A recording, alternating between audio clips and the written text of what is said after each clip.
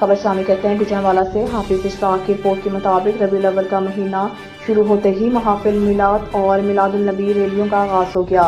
اسی سلسلہ میں گجرانوالہ کی قدیم درسگاہ جامعہ فریدیہ سے ایک عظیم الشان میلاد مصطفیٰ ریلی نکالی گئی، جس کی قیادت جامعہ فریدیہ کے بانی استاد الحفاظ حافظ محمد ارشد نے کی۔ یہ ریلی جامعہ فریدیہ سے شروع ہو کر باغبان پورہ چوک تک کی گئی۔ اس ریلی میں مقامی علماء کرام نے بھرپور شرکت کی، جس میں سنی علماء کونسل کے صدر قاری محمد الیاس حضرت علامہ قاری موسم علی سیالوی، قاری نعمت اللہ بازی، قاری محمد حسین اطاری اور بھی بہت سے علماء کرام نے شرکت کی۔ اس ریلی کا جگہ جگہ پھولوں کی پتیاں نچھاور کر کے اور انار جلا کر شاندار استقبال کیا گیا۔ ریلی میں عوام کی کثیر تعداد نے شرکت کی۔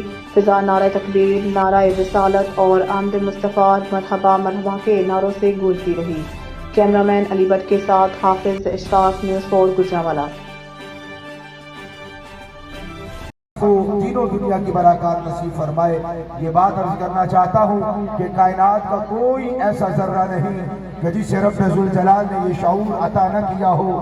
کریم آقا علیہ الصلوۃ والسلام کی ولادت باسعادت اور آپ کے میلاد شریف کا، اور آج 6 ستمبر اور کل 7 ستمبر ہے، گولڈن جوبلی 50 سال مکمل ہو رہے ہیں۔ 1974 سے لے کر 2024 تک وہ قادیانیوں کے کلیجے میں جو میخیں ٹھونکی تھی قائد انقلاب الشاہ امام احمد دورانی رحمت اللہ تعالی علیہ، اور وہ بلند حوصلہ پہاڑوں سے بھی زیادہ جگر رکھنے والی شخصیت عبدالستار خان نیازی رحمت اللہ تعالی علیہ، اور دیگر اس وقت